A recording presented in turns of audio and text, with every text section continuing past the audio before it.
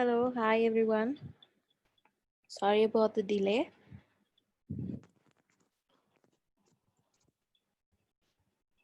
Um, Arsha, could you make me the host, please?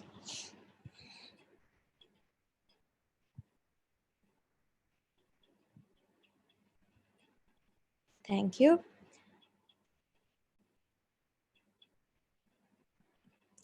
So today we have two batches, batch 11 and 12. So batch 11, you all have already done a few classes with me. And I'm sure we did developmental psychology, but however, for batch 12, I've started with developmental psychology. So today, hopefully, we will finish it.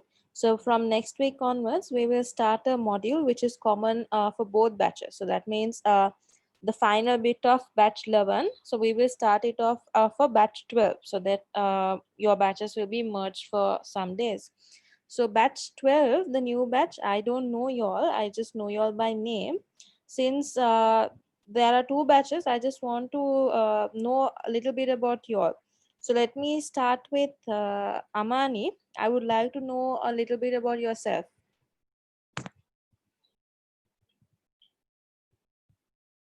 Amani.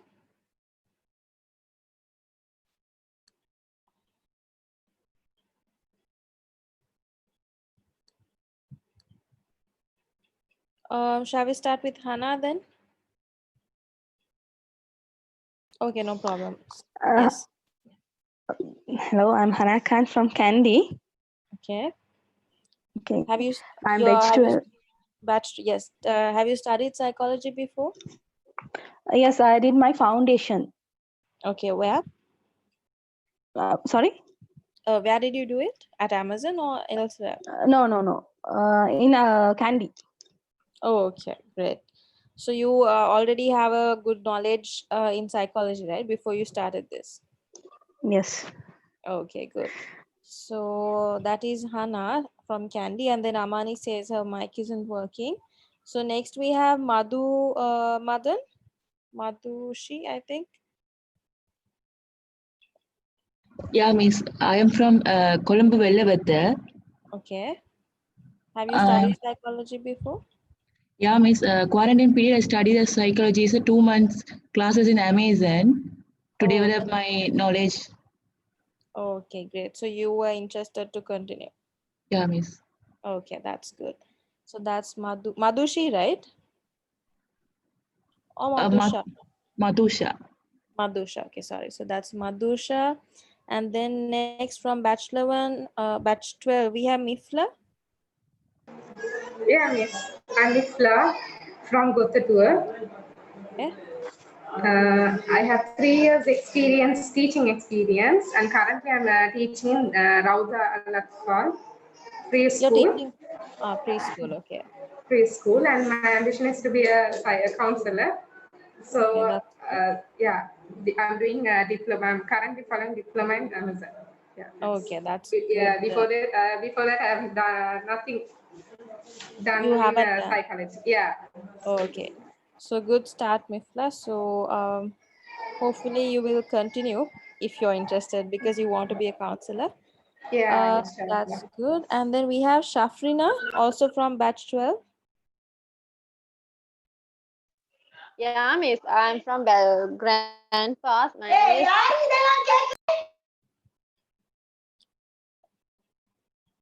Okay, so that's Amani, Hana, Madhusha, Mifla, and Shafrina from batch 12. So, my old students, Nayami, tell a little bit about yourself for the new Excuse batch me, ma'am. student. Yes, Miss. Yes, sir. Miss Shafrina is from batch 11. Batch 11. Oh, okay, sorry. Yeah. Okay, so Uh, Nayami, yes.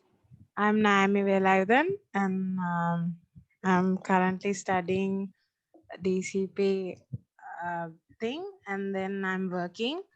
That's it for now and I'm 19 years old. Okay, that's all. Okay, so that's Nayami from the old batch, and also we have Lakshana. Yes, ma'am. Hi, first of all. So, after a very long time to talk to Yes, you. I was going to tell you that you were missing for a long time. Yeah, that's it. But anyways, somehow we came to you again. Yes. Yeah, so this is Lakshana from Boralla and I'm 20 years old. I'm doing diploma in psychology at Amazon College. I'm B11. I'm from B11 batch and Okay. I'm currently working at HSBC. Okay. So you're Lakshana, not Lakshana. Yeah, not Lakshana at all. Lakshana. Okay.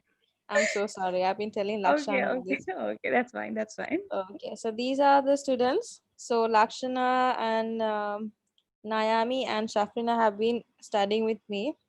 So the new girls and the old girls, like I said, so today we start with developmental psychology. The old batch, it's kind of a refreshing lesson for you all. So let's see. And by the way, my name is Yana for the new ones. You all haven't seen me. So hopefully once college reopens, we can, you all will see me and we can start lessons as normal. So I hope you all can see the screen. Yes, ma'am. Okay, great.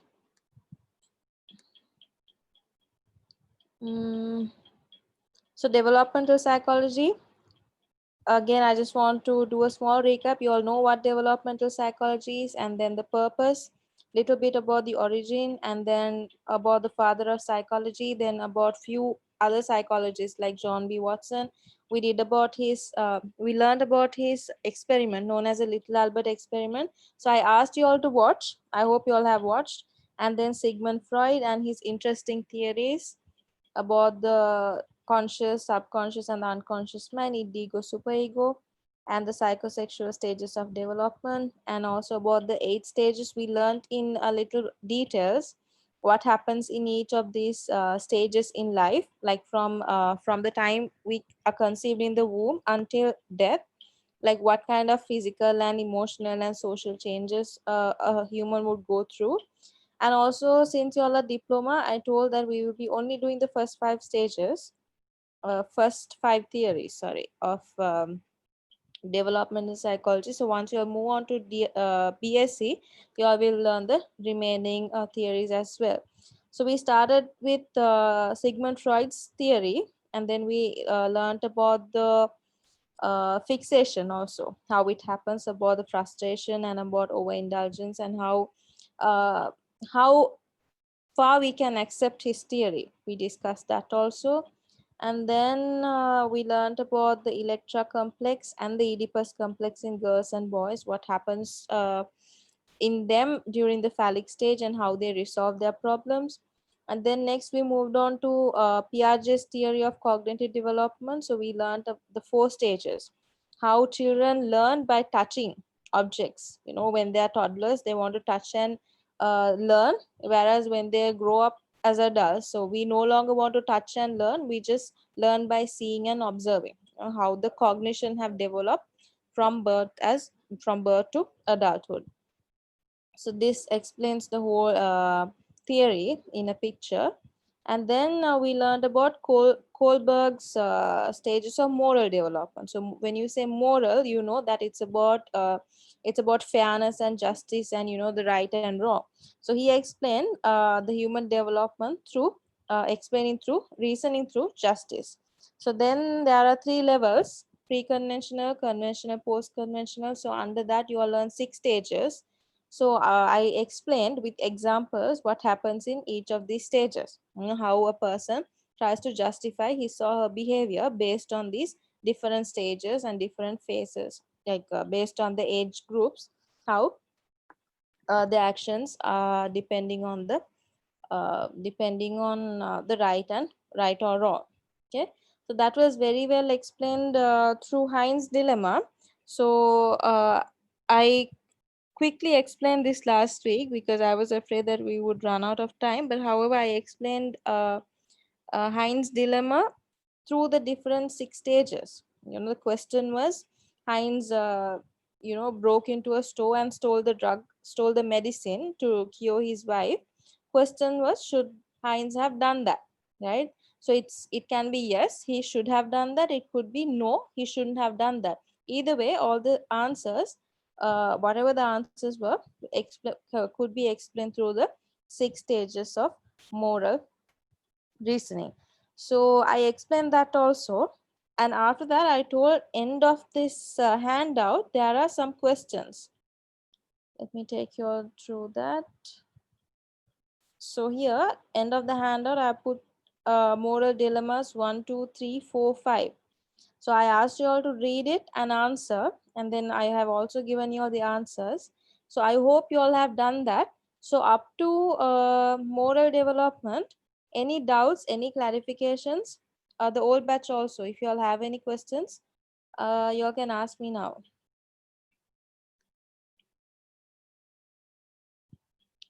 No questions means you all have understood very well, and next week I'm going to give you all an exam. So everyone understood? Ready for an exam? Yes. Who said yes? Naomi. Great. So based on Naomi's verdict, based on what Naomi said, all of you all are going to get an exam next week on developmental psychology. All right. So also we have Amna who joined in from batch 12. Yeah, So, ma'am. so Amna, do you want to tell a little bit about yourself, where you're from, and if you have studied psychology before? Ma'am, I'm from Bedstall. I already attended your class. Oh, I'm so sorry. I have a very bad It's network. okay. It's So okay. where are you from? I'm from Valampidia. Vellampeti. Okay. So this is Amna also from batch 11 who have studied with me. But since I've given birth, my memory has become so weak. I'm so sorry. I've started It's okay. pronouncing names wrong. I've forgotten which student is from which batch. So sorry, I'll get back to normal in a few weeks. Until then, It's now okay, it's sure. okay. It's okay, So, it's okay, ma'am. okay, thank you. So up to moral development, you all have understood. So that's the psychosocial development, which is by Erik Erikson. Okay, so just like the other psychologist, he also wanted to explain human development, but based on the psychosocial aspect. Okay, so he was a German American mixed psychologist, and along with his wife, who was also his collaborator, Joanne Erickson, they came up with 8 stages of psychosocial development, which theorized how healthy individuals would pass through as they develop from infancy to adulthood. So they believe if a person is to be considered to have a healthy development, they need to pass these 8 stages. I guess it's 8. Yes, 8 stages successfully from birth to, rather from infancy to adulthood, or until death. So these 8 stages, here I have included this chart for you all to know the age range. Okay, so from infancy means 0 to 1.5, and then toddlerhood 1.5 to 3, so and so until 65 plus. So this stage well explains what happens in each of these 8 stages as explained by Erik Erikson. So the first stage is trust versus mistrust. So they name this as psychosocial crisis. So they describe this as a crisis what a person would go through in different stages of life. So trust versus mistrust, as you all understand, it's about two people. Basically, how we trust another person, how the trust is broken, right? So infancy, what happens here is, now for example, when a baby cries, right? When a baby continuously cries, and if the mother immediately comes and feeds the baby, of course, the baby develops a trust towards the mother, right? So baby is crying, baby wants milk, mother comes, mother feeds, there is trust. The baby cries continuously, the mother doesn't attend, mother doesn't come for 1, 2, 3 hours, baby keeps on crying, what happens? There is a mistrust, right? The baby thinks, okay, even if I cry, my mom is not going to come. So there is no trust. So this is explained here. If the needs are dependably met, infants develop a sense of basic trust, right? So the infant is crying, and if the mother carries, infant is trusting the mother will carry me next time also. In contrast, if the infant is continuously crying and the mother doesn't carry or feed or doesn't console, of course the baby would develop a mistrust and will not trust the mother again. So this is a crisis that happens in this stage. Second one, autonomy versus shame or doubt. So here the toddlers learn to exercise will and do things for themselves, or they doubt their abilities. So now let's say infant, let's say a little, a small fellow would want to touch the sorry, switch. What am I saying? The socket, okay? So the toddler runs and tries to touch the current plug. I'll just say current plug. I don't know the actual name. Okay, so we know it's not the right thing to do. The baby will be electrocuted, will get a current shock, and would cause a lot of negative consequences. But the toddler wants to do. So if we allow them to do, they will feel good about themselves, right? They will feel okay, I have seen my mom doing it, so I want to do it. I want to take control of my action. But if I now, as an adult, as a mother, if I don't let my child to do, the child would doubt their abilities. Child will think, my mom is touching, why is she not letting me do it? Therefore the child would have some kind of a shame or a doubt. They think, okay, I can't do it, my mom is not letting me do it. But unfortunately we can't let them do it because it's not the right thing to do. Therefore the child would have a crisis here, thinking, okay, I am not capable enough. I doubt my abilities. If my mom, my role model, she does this, she gets wet in the rain, right? She gets wet in the rain, but she won't let me get wet.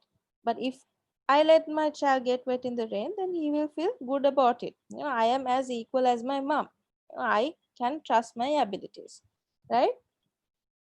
uh Sorry, so the next one is third one.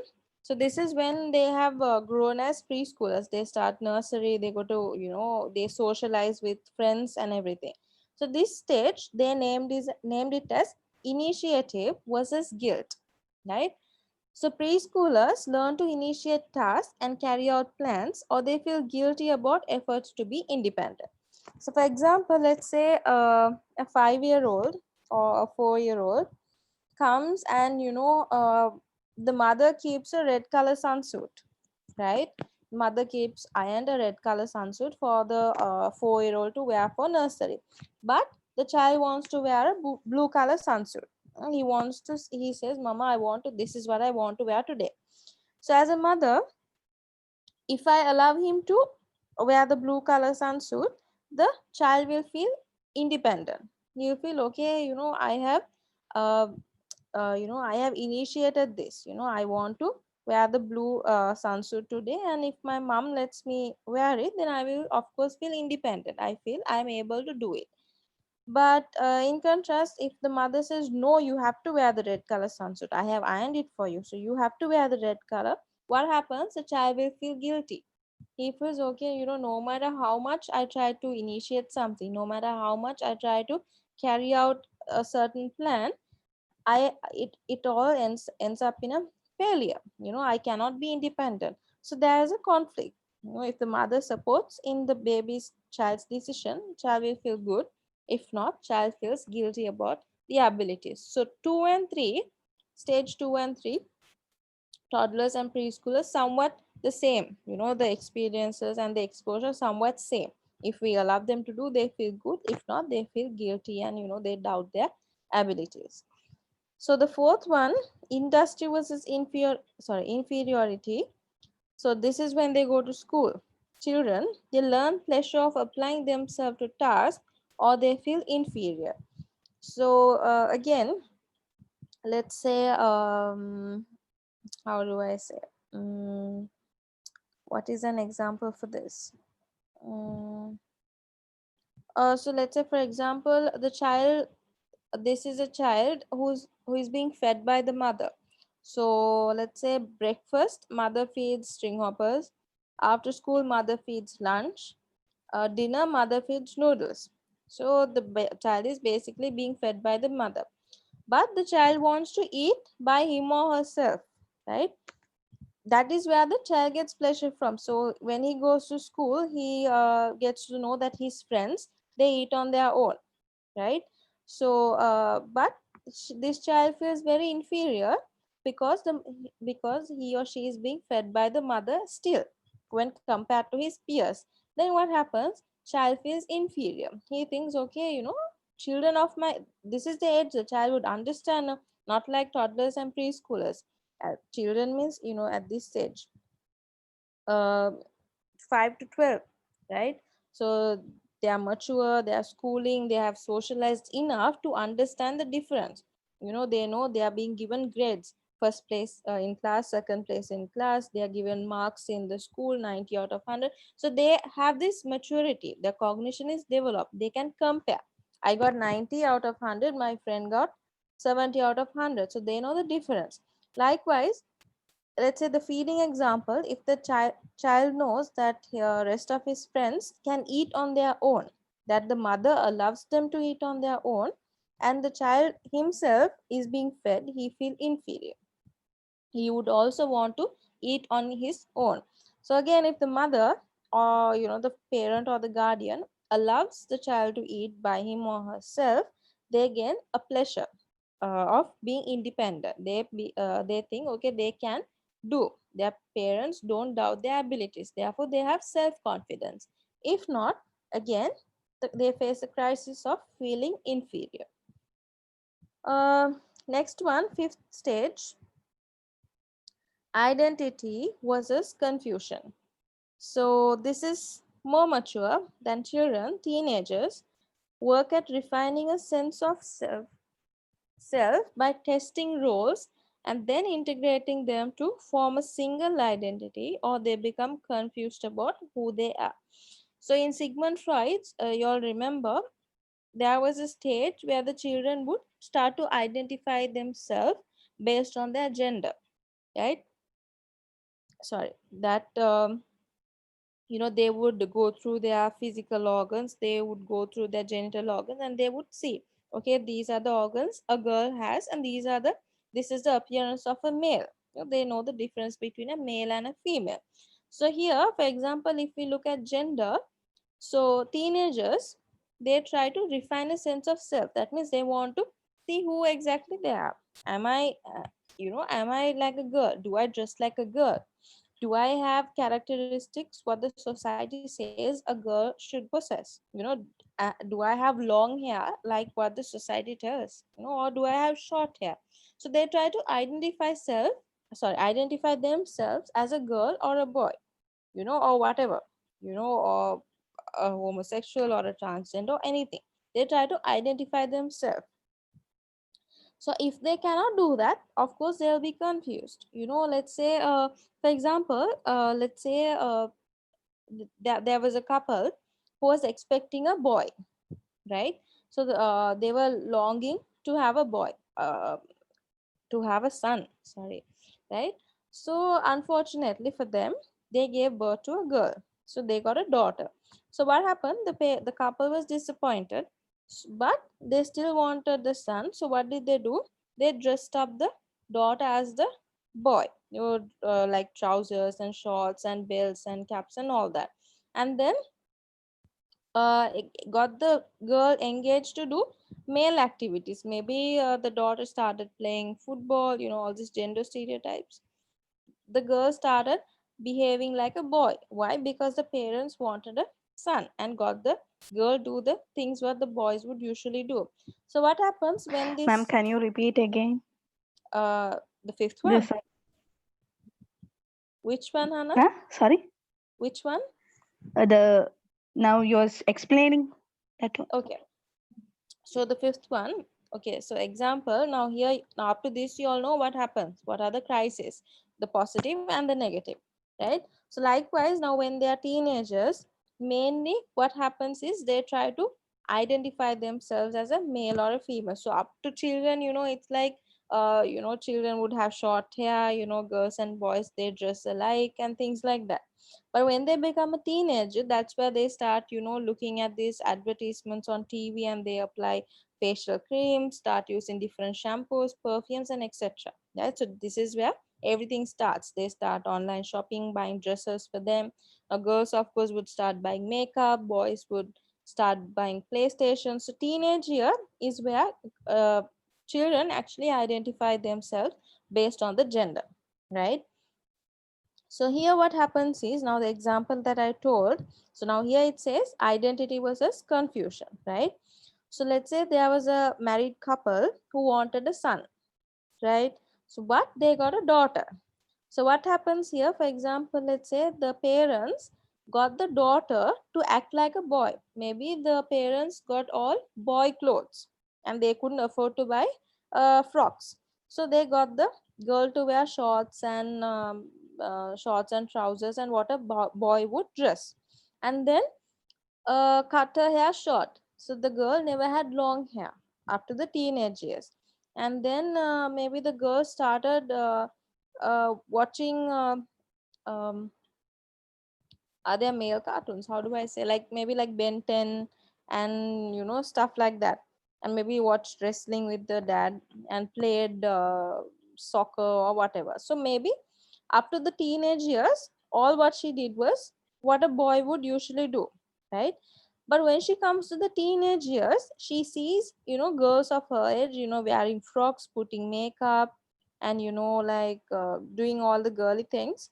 So then she becomes confused. She will start wondering, okay, I have, my body looks like a female, but why do I not act like a female? Why am I not like a girl? Why am I not doing what a girl would usually do? So here the girl becomes confused about her gender, right? So mainly it's because the parents have raised her like a boy. So but unfortunately for the girl, she is confused about who she is, and then maybe she'll end up having confusions about her romantic life also. Maybe she'll think, okay, do I get into a, I mean, it's sometimes it's not by choice, okay? So maybe she'll end up in a homosexual relationship, or she might have confusion with the sexual orientation also, right? But in other cases, in most of the other cases, teenagers, they identify themselves, fortunately, either as a girl or a boy, and they start doing things what is suitable for their gender. So I hope this is clear. So simply saying, this stage, if they are fortunate enough to identify themselves as either a girl or a boy, then there is no crisis. But in contrast, if there is a confusion about their gender, then it becomes a confusion for lifelong, because they'll be confused about their romantic relationship, marriage, and etc. Right? That's what it simply says in this 5th stage of Erik Erikson psychosocial stages of development.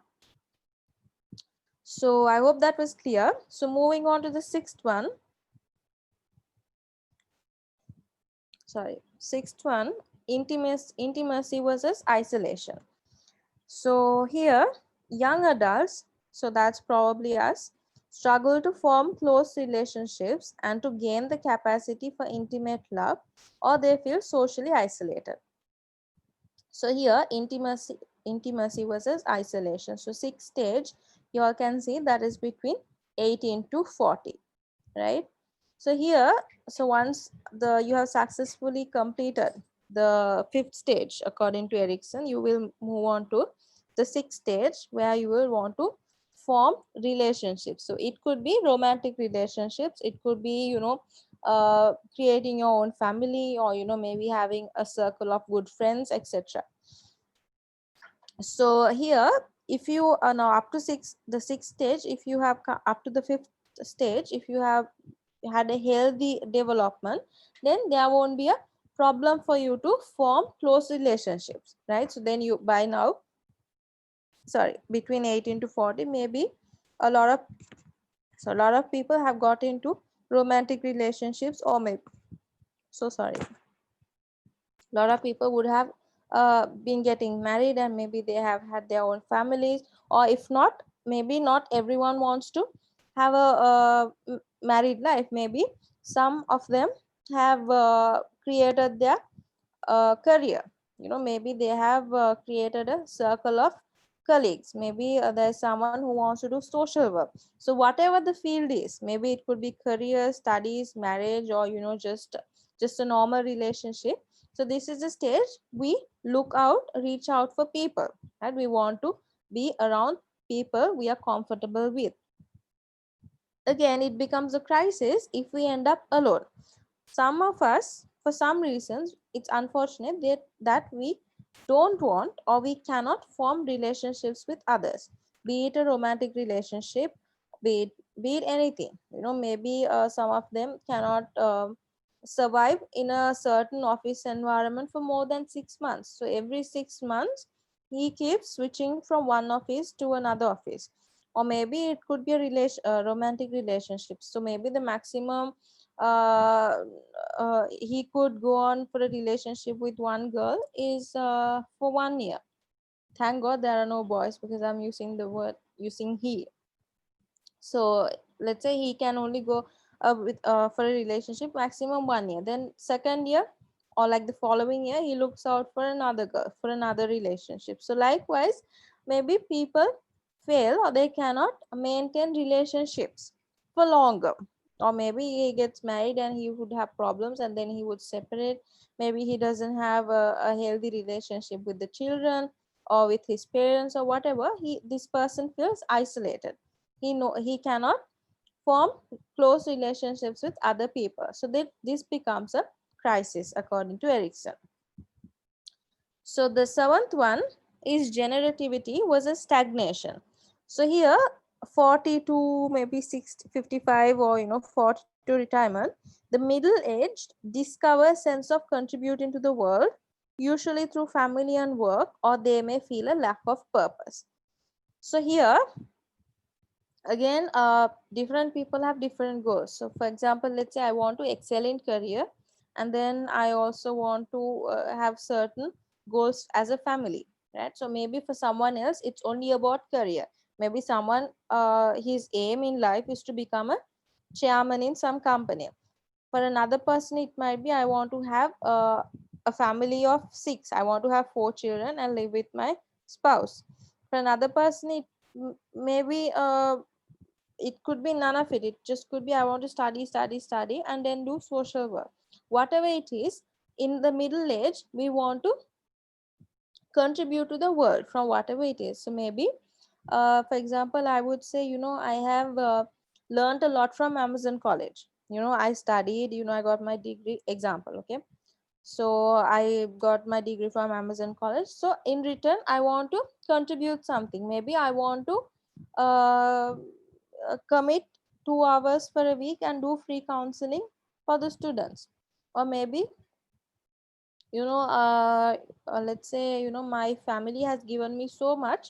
So maybe I would work hard and then return them in some way, return the favor in some way. I could be it financially, or maybe I could commit my time for them, or maybe, once a week I could buy grocery. Whatever it is, I want to give back from what I have got, okay, this age.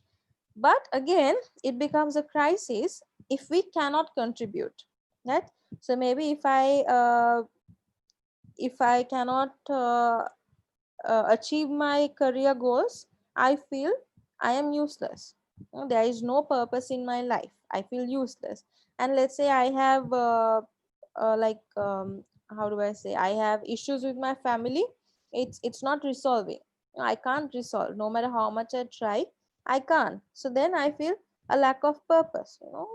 I can't. I don't know why, but I can't continue living with this family because it's causing more problem. Then I feel purposeless, right? And then again, I try to study, I try my best, but it's not working out for me. So whatever the reasons it could be, if I cannot reach out to what I want, of course, I feel a lack of purpose. If I can't, if I don't have a, if I don't feel good that I have to, how do I say, if I don't feel good about giving back to the society, right? If I feel I haven't contributed to the world or society in general. So that is what is explained in the seventh stage. So the final stage is integrity versus despair. So this is like the very old age. So reflecting on his or her own life, the older adult may feel a sense of satisfaction or failure. So again, it's the positive and the negative. So in my previous lesson, I told that the older adults, like the very old people, the elderly, during the last stages of their life, they have become very spiritual. Why? Because they know they don't have a longer lifespan ahead. They know, life could end anytime, so they get attached to God most of the cases, right? So then they reflect on their life. I have done these wrong things. I could personally maybe fix the problem, I could apologize, or if I can't, then maybe like I ask for forgiveness from God. So either way, I would reflect on my good things and bad things, and then either I would feel a sense of satisfaction or failure. If I have done a lot of wrong things, and if I think that I'm unable to ask for forgiveness, or if I'm unable to fix the problem, I would of course feel like a failure. Then I become more attached to God, and I try to seek more forgiveness. And then on the other hand, if I have done a lot of good, if I have achieved all my goals, like maybe I have left back good memories and good deeds for the society, then of course good deeds for the society, sorry, good things for the society, and I've earned good deeds, then I would feel good about myself. I can happily, maybe some people say, I am ready to die even tomorrow because I'm happy I've lived my life to the fullest. So these are the kind of people who feels a sense of satisfaction in life, right?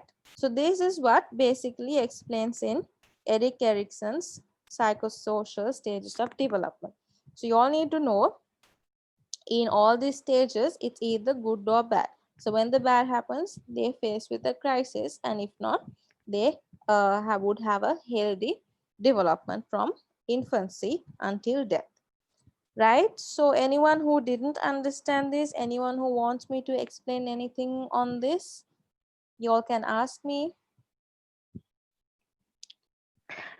Ma'am, can you give another example for intimacy and isolation? Okay. Was Okay, sure. So intimacy versus isolation. So let's say young adults. So let's say until my school days, right? So until 18 years, I had five friends, five very good friends. So after A levels, they have all got married and left the country or whatever. So I have lost connection with them.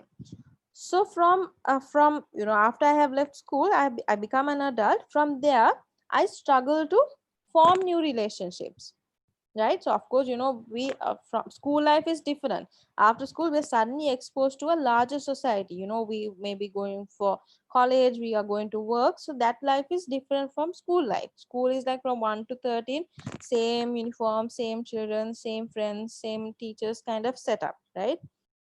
It's less challenging. But when we go to a larger society, of course it's challenging, right?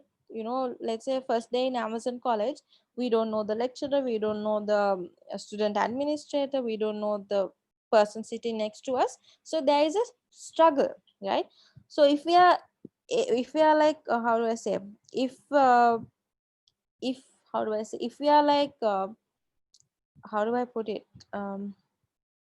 not strong, but if we are capable of forming a relationship with our friends, then we feel good about ourselves. So let's say the second week at Amazon College, I know at least 5 names of the students in my class, and then maybe after a month, I have a best friend in Amazon College who is in the diploma batch.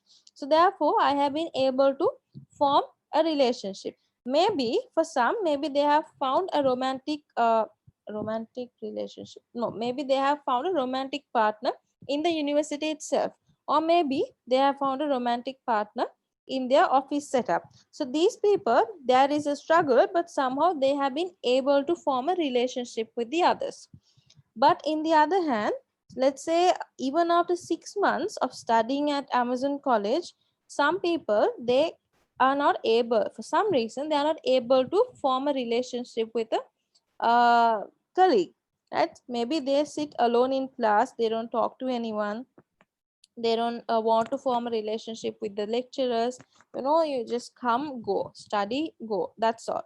So these people, they feel isolated, of course. Even at home, for example, let's say all family members, they sit together to watch the cricket match, and what happens when only one person is left out? That person would of course feel isolated. So this stage, everyone is struggling to form relationships. Not that no one wants, but everyone struggles. But for some reason, some don't get through it. Some are left isolated for a longer period of time until they become closer to someone special. It could be a romantic partner, or it could be a best friend, or it could be maybe a colleague at work, right? So Hannah, I think it was you who asked. Was it clear? Is it clear now? Yes, ma'am. Okay, great. So either way, it's about achieving a certain target and being unable to achieve it, right? So this is basically about our social relationships. You know, from the beginning, trust versus mistrust until integrity versus despair. It's about how we get from the society and how we try to give back to society, and how we form certain relationships and how we are unable to form relationships, and how we feel about ourselves based on these relationships, right? So if we have few friends, we'll feel good. If we don't have friends, we feel lonely. And if we are allowed to do certain tasks, we feel independent and good about ourselves. And if we are being denied to do certain activities, we feel uh, a doubt about our abilities. So likewise, right, the good and the bad. So this is Erickson's stages, very practical. You know, we can apply it to a normal, human being. We can apply it to ourselves also, of course. You know, what we have gone through so far and what we would hopefully go through in future, the positive or the negative. So we hope we all go through a positive development. So next one is the attachment theory. So attachment theory can relate to Erickson's stage also.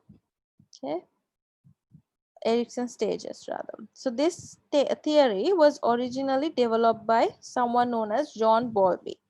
So this attachment theory focuses on the importance of open, intimate, emotionally meaningful relationship.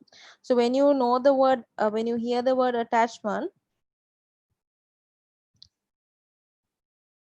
when you hear the word attachment, of course, you know it could be a bond between two or more people. So this attachment theory focuses on the importance of the relationships, forming meaningful relationships. So the word attachment is described as a biological system or powerful survival impulse that evolved to ensure the survival of the infant. So here in Erickson's theory, you all know the trust versus mistrust. So developing a trustful or a, faithful relationship between the mother and the infant is very important for the healthy growth of the child, right? So here it says a powerful survival impulse that evolved to ensure the survival of the infant. So this shows how important is the attachment of an infant between the parents or the caregiver. So this is focused on the relationships and bonds between people, particularly long-term relationships, including between a parent and a child, and it could be between romantic partners, right? So attachment could be between two people or more people, could be between family members, could be between a teacher and a student, could be between partners and friends, of etc., whatever the relationship it is.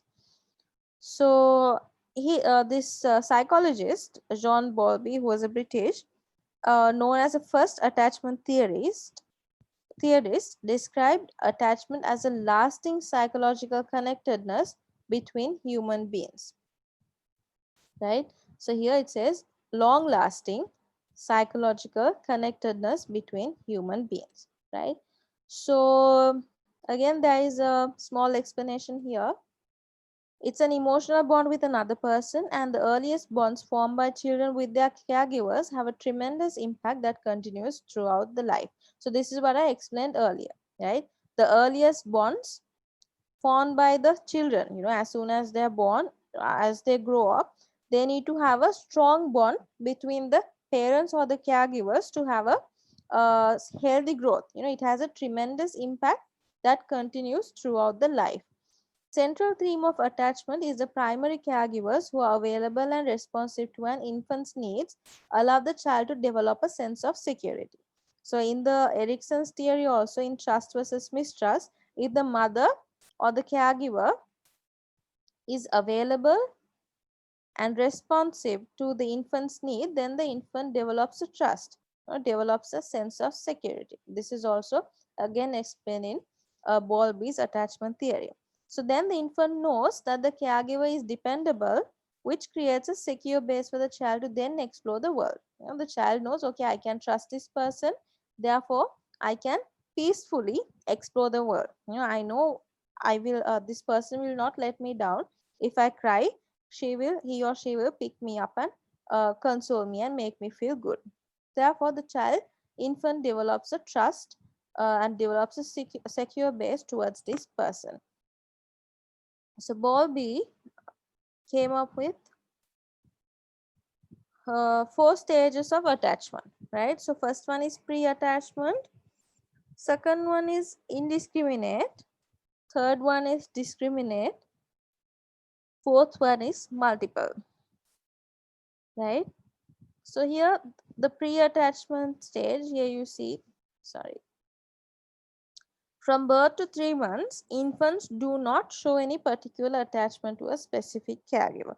But however, as soon as the infant is born, within 48 hours, the infants are able to identify the parents. They know this is the mother and this is the father. But they don't show particular attachment to a specific caregiver. This is according to Bowlby's theory, okay? So the infant signals such as crying and fussing naturally attract the attention of the caregiver, and the baby's positive responses encourage the caregiver to remain close. So for example, let's say it's my baby. So whenever the baby starts crying, I would immediately go and attend to my baby. Right? So the baby knows, okay, I can trust this person. She's my mother. She would respond to my reactions. If I cry, she will think that I'm hungry, she will feed me. Or still, if I keep crying, she will see if it's the ant biting or whatever. And then if my baby is satisfied with my response, of course it would encourage me to remain for longer. I know the baby is happy with me, so then I will look after.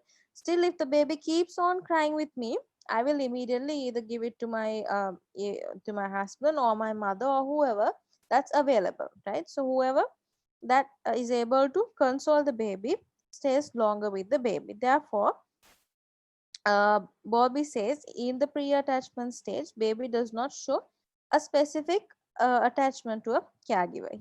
The baby would stay with whoever that tries to respond positively to the baby's needs. So here it says birth to 6 weeks or 3 months shows no particular attachment to a specific caregiver. So the indiscriminate stage, attachment stage, from 6 weeks to 7 months, infants begin to show preference for primary and secondary caregivers. During this phase, they begin to develop a feeling of trust that the caregiver will respond to their needs. While they will still accept care from other people, they become better at identifying between familiar and unfamiliar people as they approach 7 months of age. They also respond more positively to the primary caregiver. So here they say in the indiscriminate attachment stage, from 6 weeks to 7 months, they try to show a specific preference to a primary or secondary caregiver, right? So maybe the baby becomes more responsive towards the mother. So baby has, formed some kind of attachment. So in the first stage, it is mostly the mother who attended to the baby's needs. So naturally, the baby will bond with the mother. Baby will have a strong attachment towards the mother.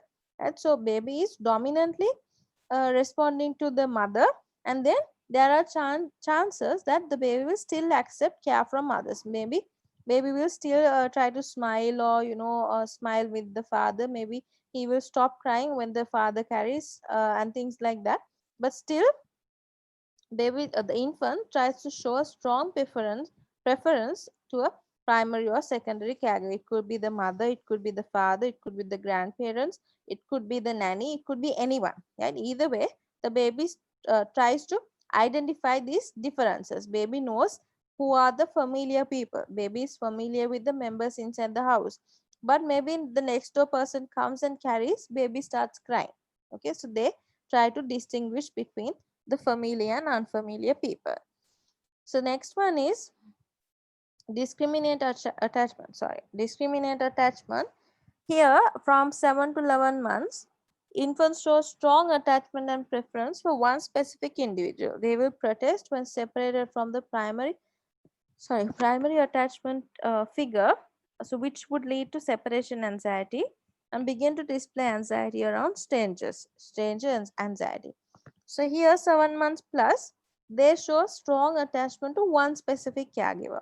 Now here in this stage, if you all can see, I told that they are showing a strong attachment to one person, but they accept love from others as well. Maybe he is friendly with everyone, but as they grow 7 months onwards, they want to be with one specific person. Maybe they want to hold the mother's hand and walk around the house. Suddenly, if the mother gives the baby to the grandmother, baby starts crying. Baby shows a lot of anger, and maybe the baby shows a lot of frustration, wanting to go back to the mother. He or she feels that they're separated from the mother, and it creates a lot of anxiety in them. So I hope you all know what anxiety is. Anxiety means, you start stressing, you start worrying that something bad is going to happen. Yeah, so it would develop a separation anxiety in children.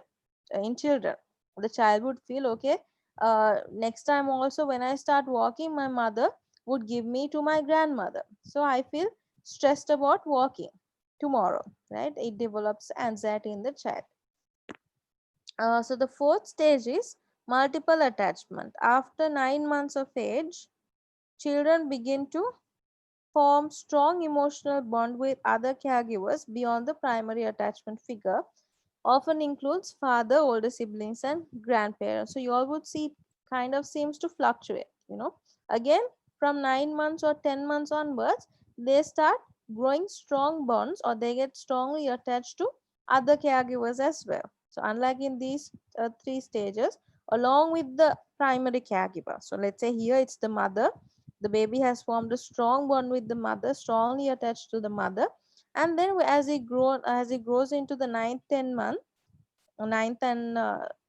10 month onwards, they grow a stronger bond with the grandmother, grandfather, father, or whoever that's in the household. Right, so this is known as multiple attachment. So the baby has started forming multiple strong attachment with the other caregivers as well.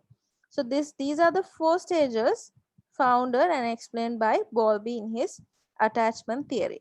Yeah, so this is it's simple. If you all can remember the 4 stages and know that these are the kind of attachment figures that the baby is connected to, so then there's nothing much for all to study in this, right? Even for the exam, if I ask what are the stages of attachment, you all can write the 4 names: pre-attachment, indiscriminate, discriminate, and multiple. And then write, okay, this in this stage, in pre-attachment, baby has no specific attachment towards a caregiver. And then what happens here, here, and here, right? So that those are the stages of attachment. So this attachment, so like in every other theory, like in behavioral theories and what Piaget's theories and all the other theories, in attachment theory also there is an experiment which was done, right? So this experiment is known as Ainsworth's strange situation assessment. So this was done in the 1970s by someone known as Mary Ainsworth. Okay, so she expanded on Bowlby's findings of the famous strange situation study. So this involved observing children between 12 to 18 months, that is 1 to 1.5 years, how they respond to a situation where they were briefly left alone and then reunited with their mother.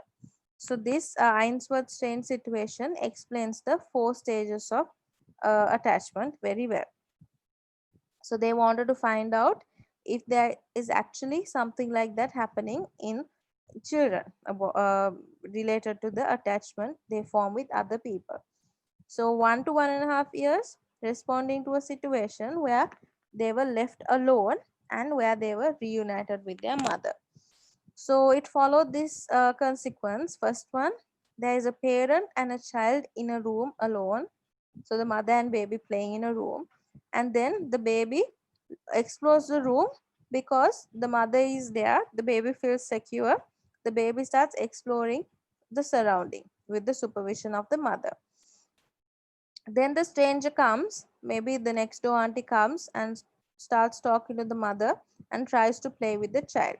And then the mother leaves the room quietly, right? And then what happens? Obviously, you all know that the baby would start crying. The mother has left, there is a stranger trying to play.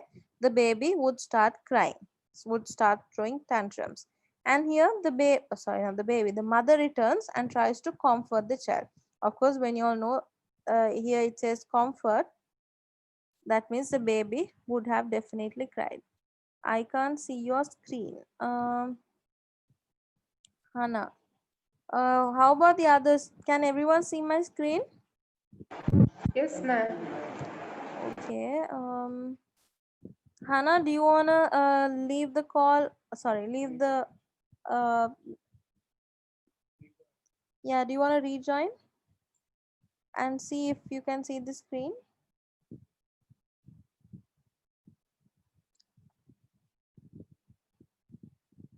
If you can like leave and rejoin, then probably you'll be able to see the screen.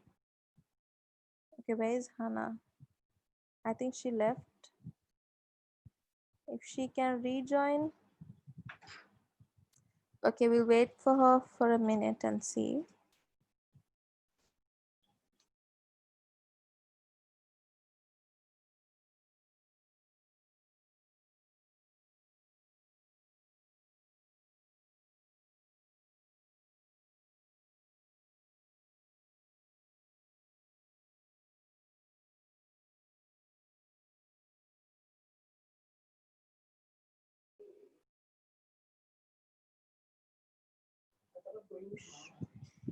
Hannah, is it? Can you see the screen now? Yes, ma'am.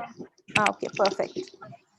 Okay, so here now the parent has left the room, the mother left the room, and the baby is alone with the stranger. Or stranger, the baby starts crying, and the mother comes back and comforts his child. And then, based on these observations, Ainsworth concluded that there are four major styles. I will explain this again. Secure attachment, ambivalent insecure attachment, and avoidant insecure attachment. So based on this experiment, Ainsworth came up with four major styles of attachment. This I will explain. Before that, I will explain what happened in the experiment. Okay. So this is what happened. Strange situation experiment, if you all can see. So the mother and baby, they are playing, the stranger is sitting. So stranger is trying to talk to the mother and tries to start playing with the baby. And then what happens? The mother, sorry, so this is the one who is sitting is the stranger. Yeah. So then the mother leaves the room. You can see the baby and the stranger is left alone. So the stranger stays and tries to interact with the child. So then what happens? The stranger starts, sorry, not the stranger. The baby would start to cry, would start showing a lot of frustration. So then immediately the mother returns and tries to reunite and tries to play with the baby, like the way they were usually playing. And then the mother also leaves the child alone and walks out of the room. And then again, what happens? The stranger comes and tries to play with the child. So now here the child is left alone, and of course the child would start crying because the child is alone. And then what happens? The stranger enters and tries to comfort the child. So what happens? The stranger is unable to console the child. The child keeps on crying. Why? The child wants the mother, because the child is attached to the mother and feels safe only with the mother. So what happens? Eventually the mother returns and the stranger walks out of the room, and then there is a happy and safe environment for the child. The mother and child remains calm for a longer time, and they start playing like how they were playing initially. So this simply explains that the child in the in the absence of the caregiver, child would start showing frustration and anxiety. And in the presence of a stranger alone, the child would still not feel safe and wants to reunite with the caregiver, maybe the mother or father or whoever the baby is attached to. So again, I insist and I request and insist you all to watch this Ainsworth Stein situation experiment. So please watch. There are like really nice videos you all can watch. Then when you all watch, you all will of course understand better. Okay, so this is what is explained in the experiment. So based on that experiment, I told before that she came up with three main attachment patterns, and then in addition there is a fourth attachment style as well. So say patterns of attachment, it's secure attachment, ambivalent attachment, avoidant attachment, and disorganized attachment, right? If I say stages of attachment, it is indiscriminate, discriminate, these four: multiple attachment and pre-attachment. So please remember stages of attachment and patterns of attachment, right? So let me take you through the patterns of attachment. First one is secure attachment. So you all know secure means it should be a positive one, marked by distress when separated from caregivers and joy when the caregiver returns, right? So here secure means child feels positive, child feels good when the caregiver is around. So for example, let's say I am attached to my mother and I feel very comfortable, I feel very confident when my mother drops me to class. Or maybe I travel, let's say I walk to class from home and I feel very good when my mother walks along with me. But I feel so much in distress when I have to go alone. When I'm separated from my mom, I feel so distressed, right? I feel that I am going to fall in some kind of a problem. I don't feel secure. I don't feel safe. So these children feel secure and they are able to depend on their adult caregivers. But when the adult leaves, child will be upset and feel assured that the parent or caregiver will return. When frightened, securely attached children will seek comfort from caregivers. So these children know their parent or caregiver will provide comfort and reassurance, so they are comfortable seeking them out in times of need.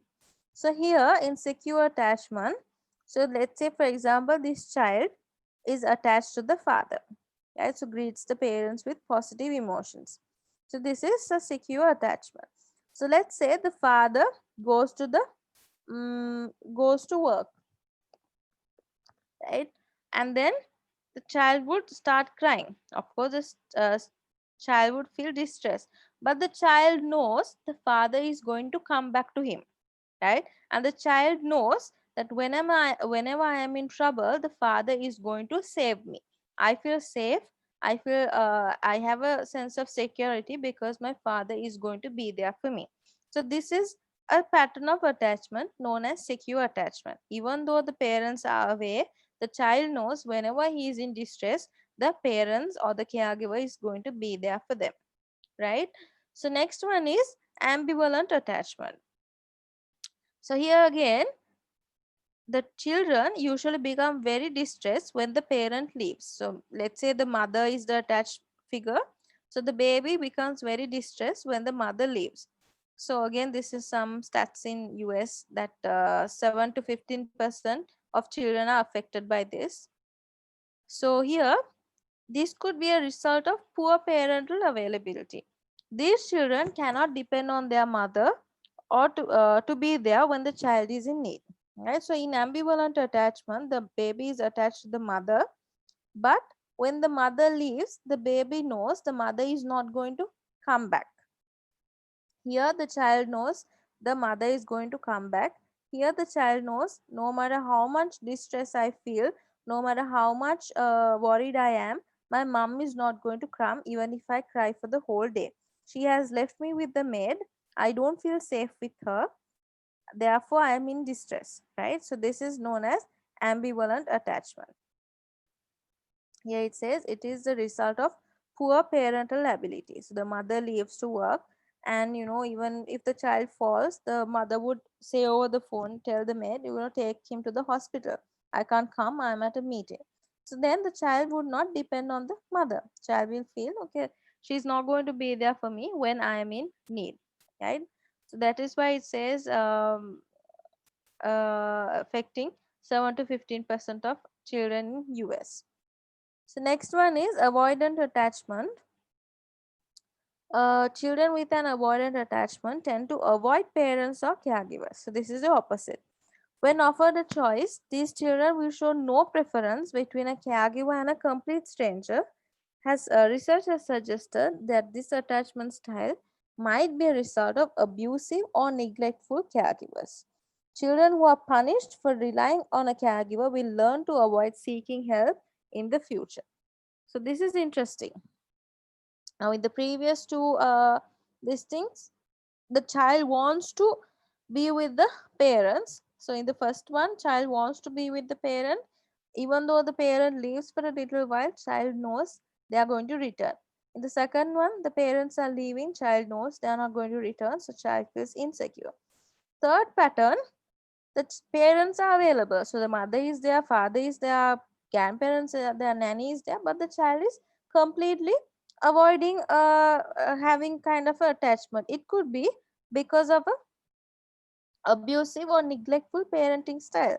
So maybe whenever the child is with the mother, mother starts beating, mother starts showing frustration. Hey, oh, I can't do your homework, what is this, you wet your trousers again, you have spilled food. So mother keeps nagging, keeps fussing, and so the child doesn't feel good. Child would want to, of course, avoid. Whenever I go closer to my mom, she starts scolding me. Whenever I go closer to my dad, he starts ignoring me, or he would beat me, he would hit me with his belt. So what do? I avoid them. I don't want to form any kind of bond. If I go to my nanny means yeah, that's nana. So if I go to my nanny, she would keep telling me the same old story of the Red Riding Hood. So I would avoid. I don't want to. It shows no difference to me if I be with them or not, right? Here it says when offered a choice, they will show no preference.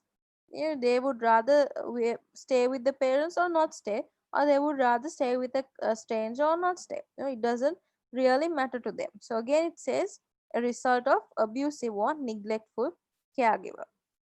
So it could be that these parents are not going for the child's parents meeting, or if they go for the parents meeting, they would just punish for whatever the behavior they are like. Maybe they get 99 marks, and these kind of parents, they would ask where is the remaining 1 mark. So the child would, of course, shows no preference towards the parents or caregivers. So that is avoidant. And then the last one, disorganized attachment pattern. So these kids with a disorganized attachment pattern display a confused mix of behavior and may seem disoriented, dazed, or confused. So they avoid or resist. They either be with the parents or not be with the parents. Some researchers believe that the lack of a clear attachment pattern is likely linked to inconsistent behavior from caregivers. In such cases, parents may serve both as a source of comfort and a source of fear, leading to disorganized behavior. So here, let's say the parents meeting. Now every month there is a parents meeting, parents teachers meeting. So the first month the mother goes, second month father goes, third month grandma goes, fourth month grandfather. So the child is confused, the child doesn't know. Now let's say January, February, March, April. So four months, four people go. So next in January, February, March, April, May. So in May, the child doesn't know whom to give the report card. The child doesn't know, is it the mother that's going to come for the meeting, or is it the grandfather, or whom should I tell? Your child is confused. He doesn't know if he falls, should I tell my mother or should I call my grandma? What do I do? The child is confused because maybe all of them are equally attached, or maybe all of them are equally not attached. Not that there is no attachment, but the child is confused about whom to choose, whom to whom to be with, right? So they would, here again it says avoid or resist. Child would either form attachment with everyone or either not form attachment with anyone. So there is a lack of clear attachment pattern. Right. So these are the 4 patterns of attachment: secure attachment style, ambivalent, avoidant, and disordered attachment style. So this one, clear everyone? Girls, I hope it's clear. Okay. Yes, miss. So yes, great. So yeah. So next one is again characteristics of attachment. So this is the third one. So now you all know stages of attachment. There were 4 stages. Patterns of attachment. There were 4 patterns. Characteristics of attachment. Unfortunately, again there is 4. So this I'm repeating again because for the exam, when I ask, for example, what are the 4 patterns of attachment, some would write this or some would write the stages. So please remember there are stages of attachment, patterns of attachment, characteristics of attachment. Unfortunately, all of these have 4 each. So the students get confused. So just remember, okay? Right. I'm so tired. Next one. So Bowlby believed that there are 4 characteristics of attachment. First one is proximity maintenance. So this is explained, says the desire to be near the people we are attached to. So proximity, of course, you all know, like a distance or being closer to someone. It says the desire to be near people we are attached to. So for example, let's say I'm very close to my mother. Again, I'm very my attachment figure is my mom. So wherever I go, whatever I do, I want to be near my mom. And if I'm let's say before every exam, I want to go to school with my mom. I don't want to go in my school van because I have a desire to be with her before the exam. But let's say if I don't get to be with her, I have a fear that I will fail my exam.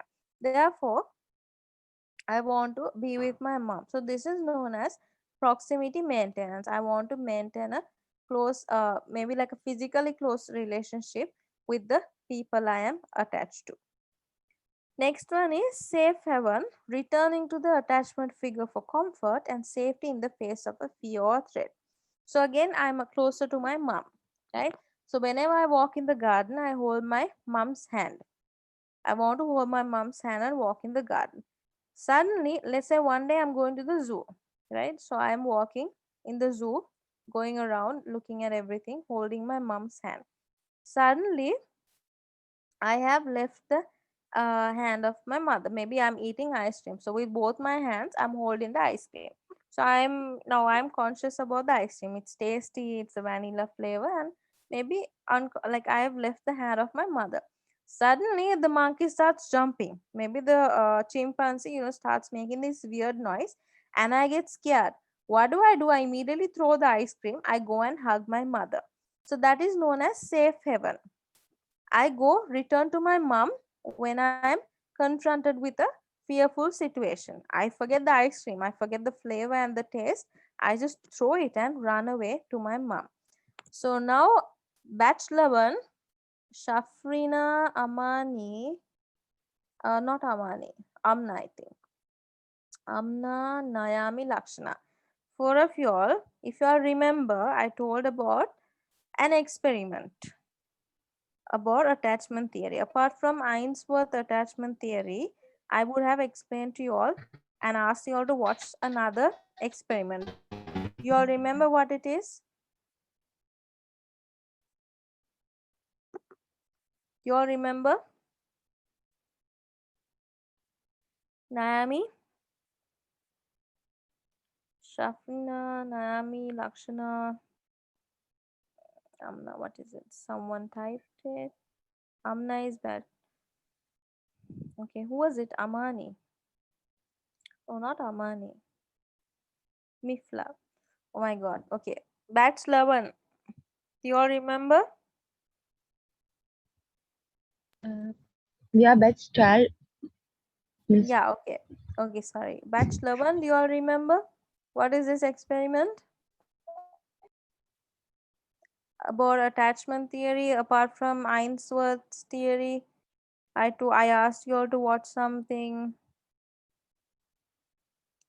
about which explains the characteristics of attachment. Do you all remember? Have you all forgotten what I thought? Girls?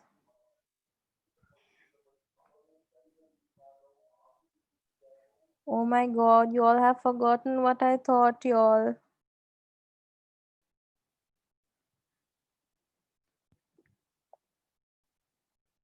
About a monkey? You all remember anything about a monkey? Okay. So Shafrina says she doesn't remember. So y'all are silent, meaning y'all don't remember. So y'all don't remember anything about a monkey returning to the monkey mother after being confronted with a fearful situation? No? Okay, anyways, so I have explained to you all in class about an experiment known as Harlow's. Wait, hold on. I will see if I can show it to you all in this.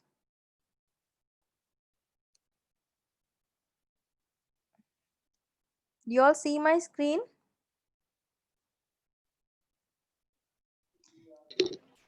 No. No? No, ma'am. Ayo. Mm, okay, it's okay. Can't share it. Okay, I don't think it allows me to share that screen. Anyway, so there is an experiment known as Harlow's experiment. So it's they have used a monkey. Again, it's unethical and have all this negativity. But they have used a monkey and done that experiment to explain the attachment. Just like humans, how animals, how the monkeys or animals are also attached to the specific caregiver. So in that, the monkey is confronted with a fearful situation, and it shows how they return back to the attachment figure to seek comfort and safety, right? So please watch that along with Ainsworth's experiment. Watch Harlow's experiment also about the monkeys. So that also explains how the monkeys, how we return back to a safe figure when we feel threatened. So again, secure base, attachment figure acts as a base of security from which a child can explore the surrounding environment. So again, now I'm attached to my mother.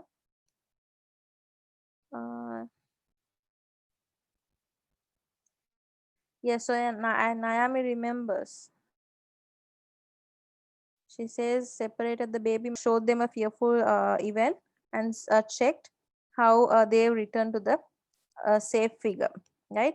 So here secure base, I'm walking in the garden with my mother. Only if I hold her hand, I feel safe and I can explore the surrounding. If I'm going alone, I feel afraid. I'm very conscious about the threats that I may face. Therefore, I cannot explore the surrounding. But if I'm with my mom, I feel safe and I can freely observe the nature. I can look at the color of the sky. I can see how many wings a butterfly has, how many feathers a bird would have, which is not practical to count. But then again, I can explore the surrounding. When I'm with my mom, I feel safe. I feel even if a monkey jumps on me, no harm because my mom is going to protect me. But imagine I'm going alone, there is no sense of security. I don't feel safe. Therefore, I would just panic and start walking around the garden, not observing anything.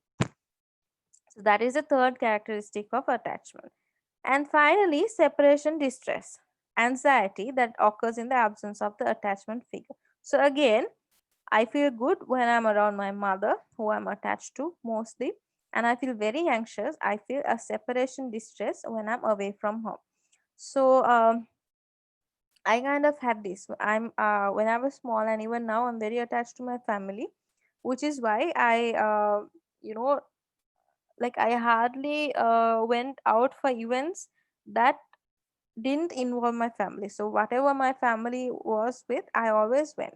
Maybe it a family event or a friend's party. If my family was invited, I would go likewise. So very attached.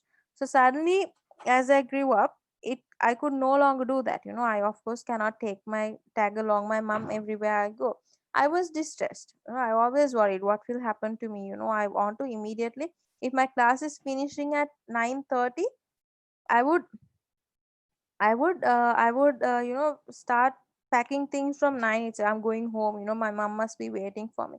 I would be under distress. It actually happened to me at a certain stage. I was thinking, I was distressed and anxious that what will happen to me in the absence of my mom. But as you grow up, it changes, right? You have to be independent. You have to face the world and society. But however, these are some characteristics we go through, especially as kids. We want to be we want to feel safe and secure with a attached figure. It could be mother, father, grandparents, servant, the nanny, or whoever it is. So again, these are the characteristics which is explained under the attachment theory. So yes, I will stop with that for today. So we learned two theories, psychosocial theory and the attachment theory. And under attachment, we learned the experiment, characteristic, stages, and patterns. So next week, next class, we'll do parenting and then debates. So hopefully we can finish this next week and start the new lesson. So since moral dilemmas, you all don't need to be explaining that. Yeah. So are up to attachment theory. Any questions? Any doubts? Anything to add? Any of your experiences you all want to share? Any areas of clarification that you all need to know?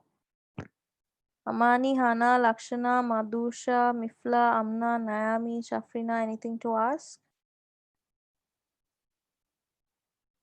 Have you all understood very well?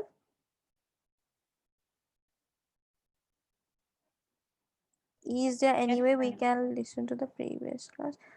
Recordings, I am not sure. I might have to check with Arsha. Check with Arsha if the recordings are available. I don't know how the recordings work. Miss, last class, I left from the Zoom because there was a small error in Zoom. So I was asking recording from Arasha sis, but Okay. yet she didn't send me. So I don't think this recording should be sending.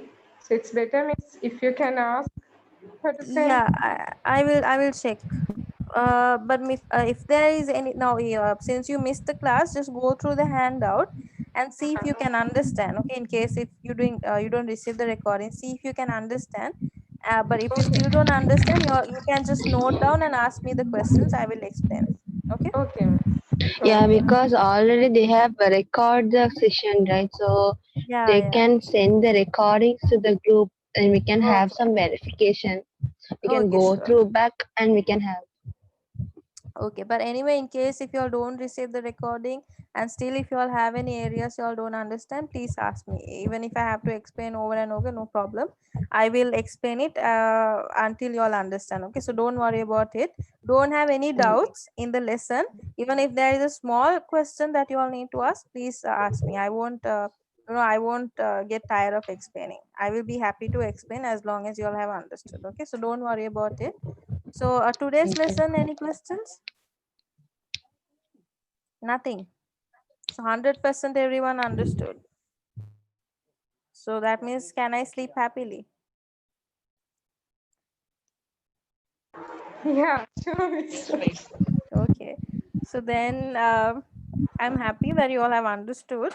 So however, if you all are, when you all read again, if you all don't understand, note down and ask me. Okay, so I'm going to end the class and going for dinner now. So hope you all have a good week ahead and I will join you all next week for the class. Okay, so until then, take care and good night, Thank you. everyone. Thank you, Miss. Okay, Take bye. care. Good Thank night. you. Thank you. Good night. Bye. Thank you, ma'am.